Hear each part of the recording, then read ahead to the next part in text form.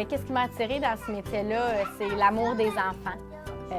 Passer des journées avec eux depuis que je suis jeune, c'est ce que je voulais faire, travailler avec des enfants. Puis c'est ce que je fais maintenant, puis j'adore ça.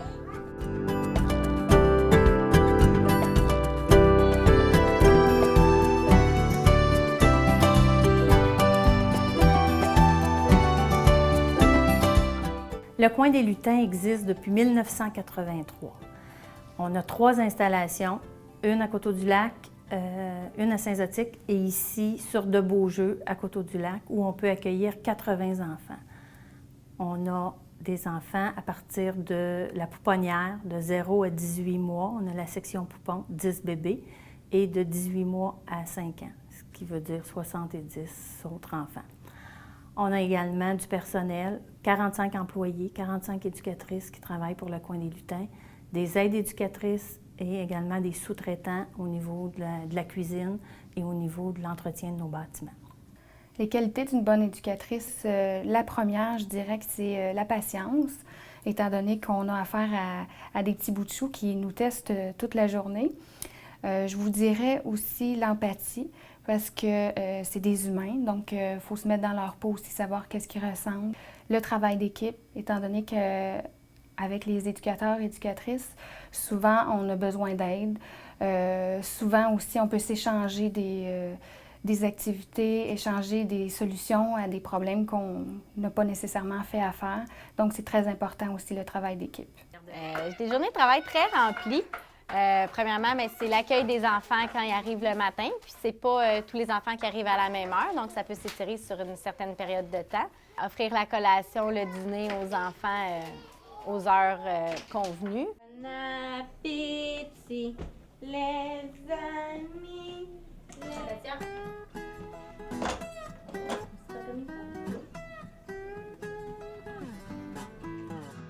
Offrir des activités de bricolage ou tout simplement des activités de jeu qui répondent à un programme éducatif puis qui suivent les thèmes. Là, à chaque semaine, un thème différent souvent.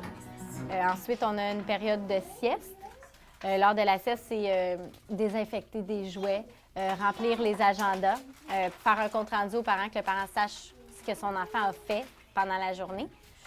On a offrir les moments d'hygiène, les changements de couches dans mon cas avec des plus petits, le lavage des mains, le brossage de dents après le dîner. Sans oublier une période de jeu extérieur, très important dans une journée pour les enfants. Venez, on va aller jouer dans le coin là-bas. Venez-vous-en, les amis. Il faut aller. La formation requise est le diplôme d'études collégiales en éducation à l'enfance ou une attestation d'études collégiales en éducation à l'enfance. On va aller voir Amélie.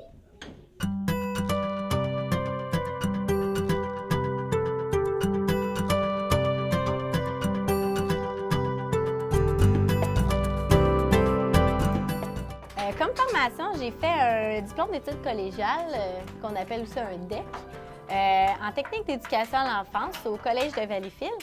C'était un programme sur 3 ans avec des stages puis des cours super intéressants. Oui, on pense que c'est facile de travailler avec les enfants, mais c'est dans certains cas qu'on trouve des petits trucs auxquels on ne penserait pas nécessairement.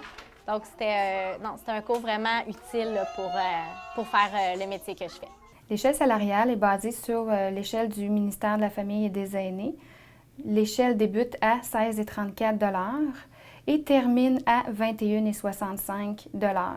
Nous avons aussi un programme d'assurance, aussi un régime de retraite, des journées de maladie payées par année et aussi 13 congés fériés durant l'année. Dans mon cas, les avantages de travailler dans la région où j'habite sont énormes.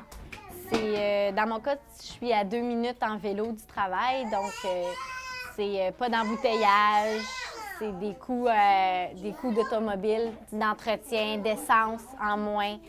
Être proche, c'est moins fatigant aussi vu qu'il n'y a pas de voyagement.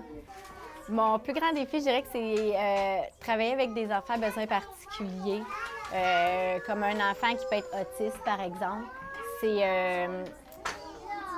Faut garder la même routine dans une journée, mais avec un enfant à besoin particulier, il faut changer un peu certaines choses. Comme par exemple, avec un enfant autiste, c'est simplifier les demandes qu'on fait aux enfants, c'est ajouter des pictogrammes pour permettre à l'enfant de bien comprendre ce qu'on veut lui dire, ce qu'on lui demande, tout en intégrant ça avec les autres enfants, parce que oui, il y a un enfant besoin particulier, mais il ne faut pas oublier les 7 autres enfants qui font partie du groupe. Fait que c'est tout mettre ça ensemble qui fait que, dans le fond, c'est un défi à relever à chaque jour.